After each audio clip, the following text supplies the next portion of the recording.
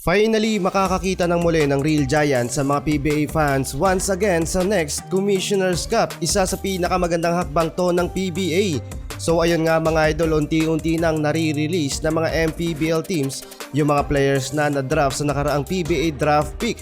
Nauna na nga diyang na-release ng Iloilo United Royals, etong si Mark Nonoy, at possible na sa Commissioner's Cup na siya maglalaro para sa Terra Firma Jeep na kasalukuyan namang nalaglag sa regular season ng Governor's Cup. Isa sa pinaka-inaabangang papasok sa PBA, etong number 1 overall pick ng Converge Fiverr Xers, ang big man na si Justin Baltazar.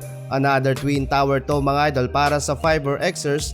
Kahit nalaglag ang Converge sa quarterfinal sa kamay ng San Miguel Beermen, naging maganda pa rin mga idol ang kanilang campaign at pinakabangan nila ang SMB kung saan umabot pa ng do or die game ang serye. Naniniwala mga idol si Justin Arana na magiging kaabang-abang at makakapagbigay ng boost sa team ang kanilang rookie na si Balti sa mid-season, which is ang Commissioner's Cup. Dagdag pa niya laking tulong daw ni Balti para sa Converge, lalo past practice nila nakasama na nila ang rookie big man.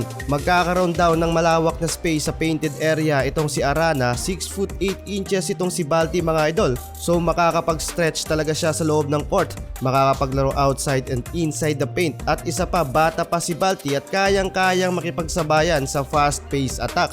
Pero as of now mga idol, patuloy pa ang kanyang kontrata at steen para sa Pampanga Giant Lanterns sa MPBL. Expected din mga idol na makakasama din nila ang kanilang mga rookies na sina Pau Havillonar, Ben Phillips at Ronan Santos. Parehong nasa MPBL pa itong sina Baltazar at Santos, habang nasa litra naman si Havillonar para sa ongoing stint nila sa Season 100 NCAA, at si Ben Phillips naman currently nasa United States.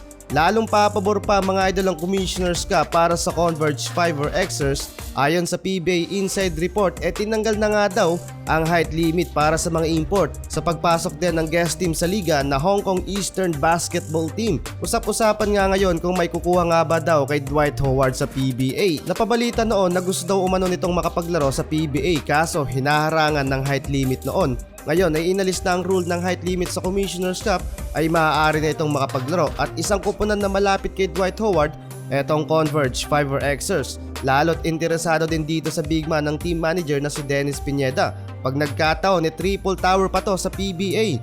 Pero wala pang officials na balita patungkol dyan kung makapaglaro nga ba si Dwight Howard sa PBA at kung saang kupunan nga ba. Ang malinaw lang mga idol, may chance na tayong muling makakakita sa sarili nating liga ng Real Giants, katulad ng ating mga iniidolo na mga big man, kabilang sina DeMarcus Cousins o Ange Kwame. Sa iyong opinion idol, sinong import ang nais mong maglaro sa next Commissioner's Cup? I-comment mo na yan sa ating comment section.